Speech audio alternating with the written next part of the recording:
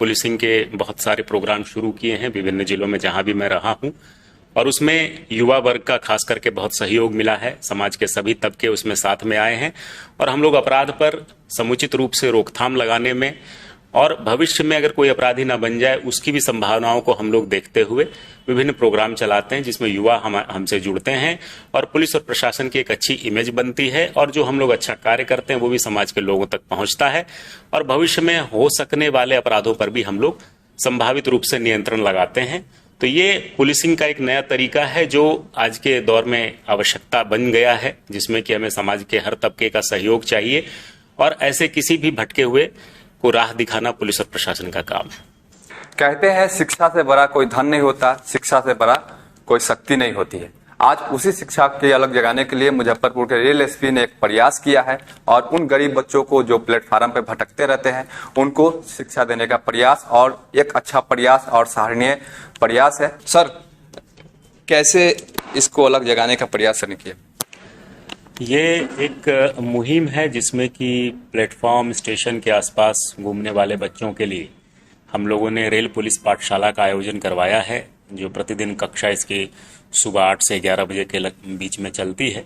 इसमें करीब 2 दर्जन के लगभग अभी बच्चे जो ज़रूरतमंद हैं, जो किसी कारणवश पढ़ाई नहीं पूरी कर पा रहे हैं, उन लोगों को हमने इसमें शामिल किया है। इसके पीछे विजन ये है कि ये भविष्य में अपराधी ना बने, शिक्षा के अभाव में, आजीविका के अभाव में किसी तरह का जरायम पेशा न बन जाएं और एक अच्छे नागरिक बन के समाज की मुख्य धारा में जुड़ें, ताकि पुलिस और प्रशासन का हाथ मजबूत कर सकें, उनको सूचना दे सकें, एक अच्छे नागरिक के रूप में सरकार में ये जो है अपने तरफ से कंट्रीब्यूट कर सकें।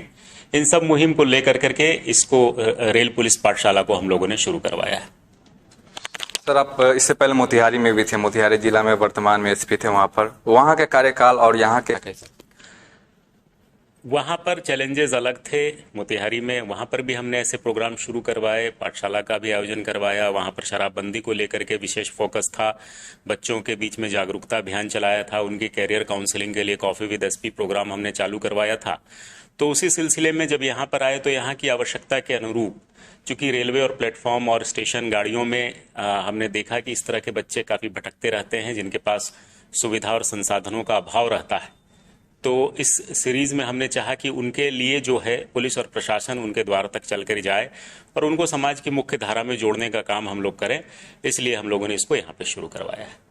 कहीं न कहीं देखा जाता है कि जो बच्चे अभी भटकते रहते हैं, बाद में चलकर वही मतलब कि रेल अपराध में शामिल हो जाते हैं। जी हाँ, ये कई मामलों में पाया गया है कि जो सोशल बैकग्राउंड रहता है उनका, उस हिसाब से भी जो है ये परेशानी का सबब बन जाता है कि अगर उनके पास खाने के लिए, पढ़ने के लिए, शिक्षा संसाधन का अभाव रहेगा तो यकीनन वो अपराध की दुनिया में भी मुड़ सकते हैं या जिस दिशा में बिगड़ना चाहें बिगड़ सकते हैं। क्योंकि समाज में ये बच्चे भी हमारी धरोहर हैं, देश का भविष्य हैं, तो उनको भी पूरा अधिकार है अपने जीवन को अच्छा करने के लिए और पुलिस और प्रशासन की तरफ से हमारा ये दायित्व बनता है कि हम उनको शिक्षा दीक्षा दे करके उचित माध्यम से उनको समाज के मुख्य धारा में जोड़े। इसलिए हम लोगों ने प्रयास शुरू किया है। यहाँ पे मुजफ्फरपुर वासियों के लिए क्या कुछ संदेश होगा सर? तो मुजफ्फरपुर वासियों के लिए ये संदेश रहेगा कि वो आसपास अगर इस तरह के भटकते बच्चों को देखें जो जरूरतमंद हैं, जो जरायम पेशा हो सकते हैं, किसी तरह की आपराधिक गतिविधि में या नशे स्मैक की गतिविधि में संलिप्त हो सकते हैं, उन लोगों के बारे में थोड़ा सजग होएं और उनको अपने नज़दीकी पाठशाला में, नज़दीकी जो उसका सुधार गृह है वहाँ पर उन लोगों के साथ नरमी से पेश आएं और उनके बारे में जो है सहयोग करें, सूचना दें, ताकि पुलिस और प्रशासन हम लोग उसको मिलकर के मदद कर सकें और उनके जीवन को अच्छा कर सकें। हमारा यही मानना रहा है और इसको लेकर के हमने कम्युनिटी पुलिसिंग के बहुत सारे प्रोग्राम शुरू किए हैं विभिन्न जिलों में जहां भी मैं रहा हूं, और उसमें युवा वर्ग का खास करके बहुत सहयोग मिला है। समाज के सभी तबके उसमें साथ में आए हैं और हम लोग अपराध पर समुचित रूप से रोकथाम लगाने में और भविष्य में अगर कोई अपराधी न बन जाए उसकी भी संभावनाओं को हम लोग देखते हुए विभिन्न प्रोग्राम चलाते हैं, जिसमें युवा हमसे जुड़ते हैं और पुलिस और प्रशासन की एक अच्छी इमेज बनती है और जो हम लोग अच्छा कार्य करते हैं वो भी समाज के लोगों तक पहुंचता है और भविष्य में हो सकने वाले अपराधों पर भी हम लोग संभावित रूप से नियंत्रण लगाते हैं। तो ये पुलिसिंग का एक नया तरीका है जो आज के दौर में आवश्यकता बन गया है, जिसमें कि हमें समाज के हर तबके का सहयोग चाहिए और ऐसे किसी भी भटके हुए को राह दिखाना पुलिस और प्रशासन का काम है।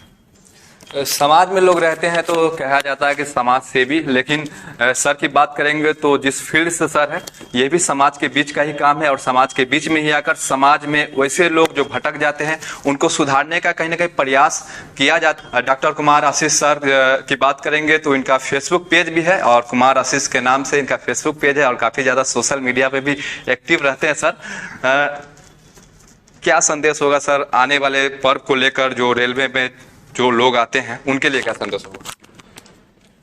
जो आने वाले पर्व त्योहार है उसको लेकर यही संदेश देना चाहेंगे कि जब भी आप यात्रा करें, आपको सुरक्षित यात्रा अपनी मंजिल तक पहुंचाना हमारा दायित्व है, लेकिन कुछ सावधानियां आप भी बरत सकते हैं।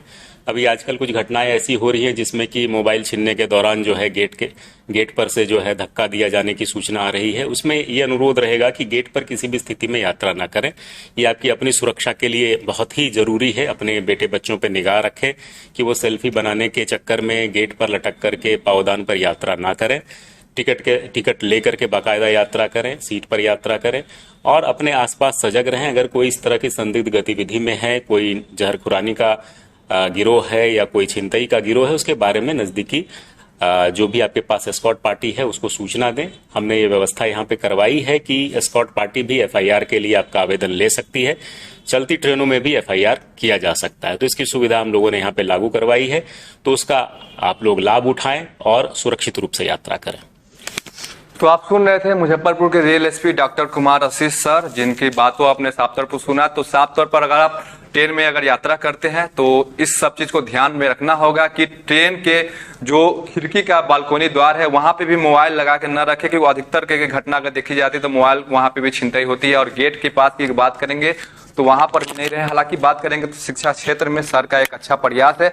आगे आप लोग भी सजग रहे, सतर्क रहे और देखते रहिए बिहार लाइव न्यूज। तब तक के लिए मैं अभिषेक रंजन आपसे लेता हूं विदा। नमस्कार।